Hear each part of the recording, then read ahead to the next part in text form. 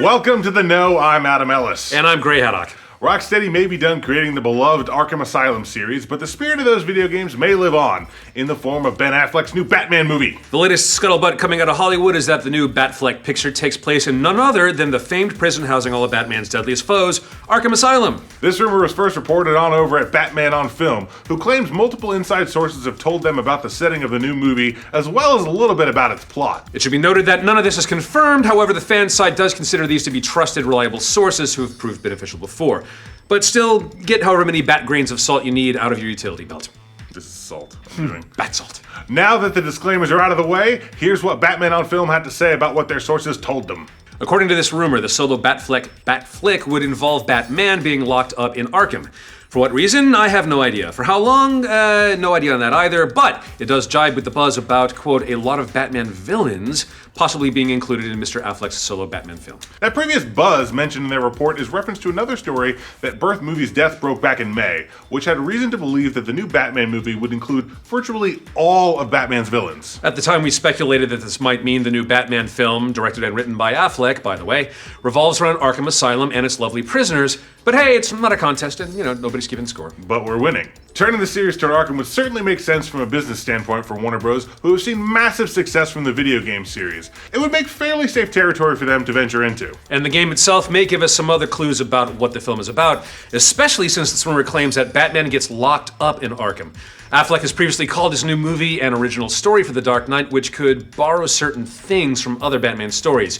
So it's an original story that's not entirely original. To be fair, that sounds like he's trying to be tactical and saying it's not taking from one specific storyline in the comics, so as not to box himself in.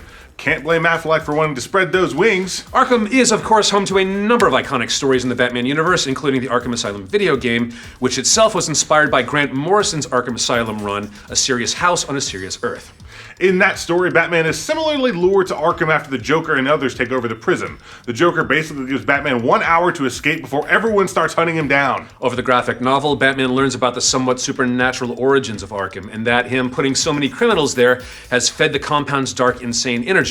In the end, Two-Face is given the choice about whether or not Batman lives or dies. But since this would be borrowing from other storylines involving the Caped Crusader and his penitentiary of wackos, there are some other stories that include Arkham as their primary setting as well. Other stories about Batman and Arkham include JLA The Nail, when Joker again takes over Arkham only to be killed on national TV by Bats himself, which doesn't go over so well for the Justice League's reputation. There's also Batman Crimson Mist, where Batman turns into a vampire and goes to Arkham to kill a bunch of people. And then there's Batman The Last Arkham, where Batman pretends to be crazy to catch a serial killer's ass. However, the head of Arkham is unaware of the plot and breaks down Batman psychologically.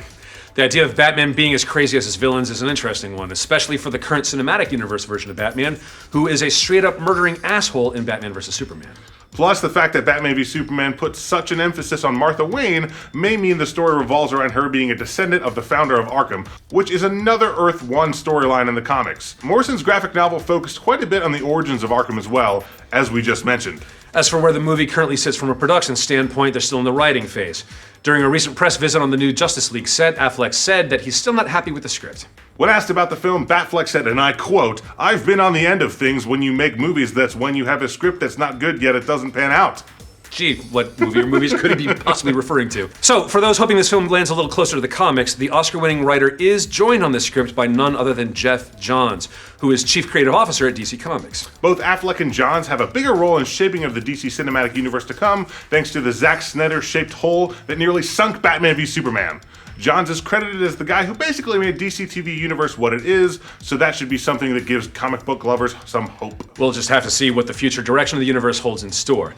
With Suicide Squad already trending well ahead of other notable superhero picks like Guardians of the Galaxy ahead of its release, maybe they'll be able to write the superhero ship over at Warner Brothers after all.